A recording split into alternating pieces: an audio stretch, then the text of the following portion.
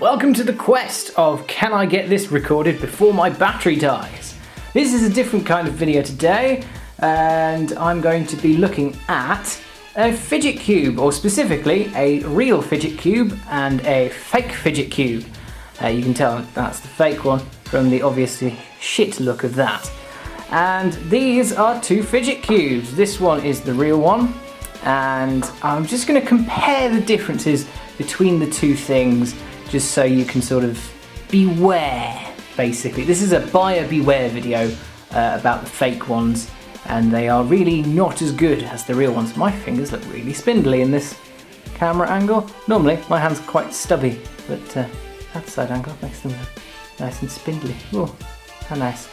So we'll start with this side of this cube, and let's just do the actions. Focus on that. That's a bit better. And it says 5 buttons on this basically, and there's 2 silent buttons and 3 clicky buttons like that, and all very, very nice to push and feel. And there's kind of soft buttons. They're made from a nice rubber. On the fake one, however, yeah, the silent ones are in a different place. I don't know why that is. And yeah, all the buttons are plastic. And they feel so incredibly cheap. It's unreal how cheap that feels. The next side on the real cube here is quite a nice side, actually quite an interesting side. It's got some gears there. They're little tooth gears that you can see like that, and they spin around all like that.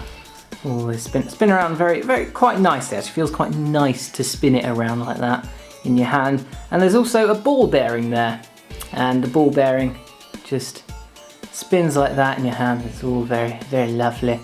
Oh, that feels very nice in the hand. And on this one, it actually pushes in like that.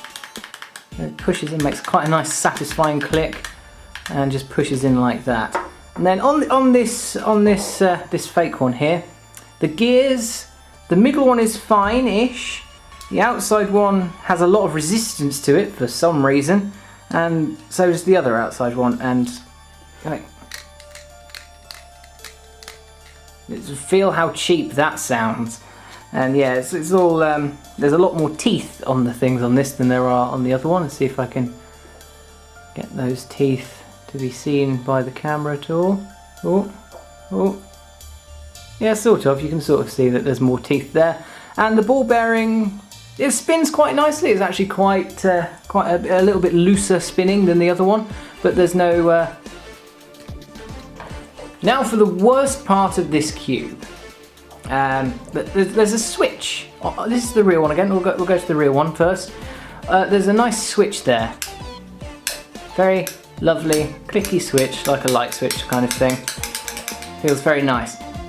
On the fake one though, yeah, this end, it's flicking this end, doesn't really make much of a noise, and there's a lot of resistance to it. And then the lightest touch on that side, and it just snaps down again like that with a good click, I'll admit, but it's only on one side. It's really not the same. Yeah, very disappointed with that part of the cube, I'll be perfectly honest. Now there's this bit. You can see, I'll show it. It's probably easier to show on the fake one. There's a disc with a little knobbly bit there like that. I really need to cut my nails. And it swirls round. And on the fake one, fucking hell, that made my Voyager model move.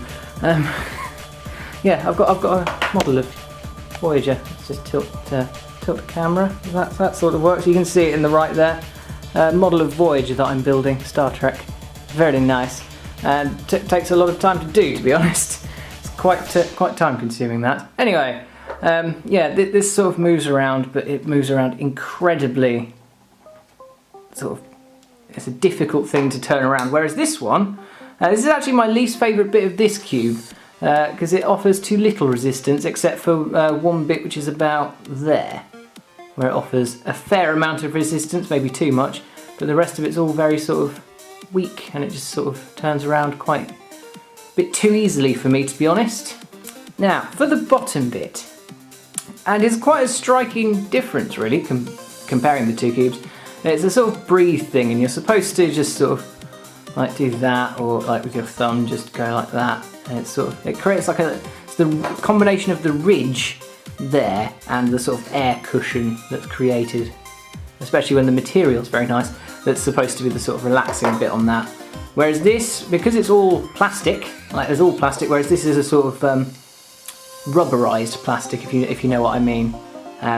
This is all just a very cheap plastic, and this does basically nothing. It doesn't feel anywhere near the same. There's no ridge on the side particularly. It's all quite shallow, whereas this is a lovely ridge there, and that not my favourite bit. Probably my least used bit, but it's still, I can understand why people would like it. So to the final bit, the top of these cubes here, just those there, and they are analog sticks. Yeah, just like you get on a controller like the 3DS, or well, in fact it's very like the 3DS controllers, and they just sort of spin around like that.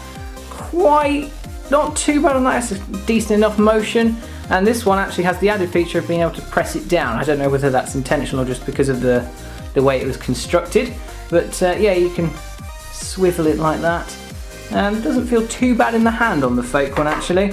I mean, on the real one it's still a much nicer sort of plastic that they've used, and the ridge is a lot less pronounced on the rim, and yeah, it's quite nice. And this one actually spins with you. You can actually spin it like that. Not that you can be able to tell because this is a black and white one, that was the one I wanted. But yeah, this is just everything about the real one. I'm sure this is because it's the real one rather than the Chinese knockoff ones. Feels a lot nicer to just play with, and that's the point of this. It's a fidget cube. You're supposed to just play with it, and it's a little thing that you just go, ooh, I'm doing something, but I need something in my hand, so I'm just gonna do that. Which is very much me. So it's my kind of thing. I'm very sort of fidgety while I'm working. Not while I'm recording videos, because that would be a pain. But while I'm editing, I'm quite fidgety, or if I'm doing like other things. Like the written reviews I plan on doing soon. That's going to go well. But yes, if you are a fidget bum like me, little fidget hands like me, then this is probably the perfect thing for you. Just don't get the fake ones for like £7 or whatever from eBay, because in comparison to the real ones, they are a massive heap of shit. That never stays straight. I don't know why. So thank you very much for watching this little sort of jaunt into the world of the fidget cube. We'll be back to games from tomorrow. Thank you very much for watching, and I will see you next time.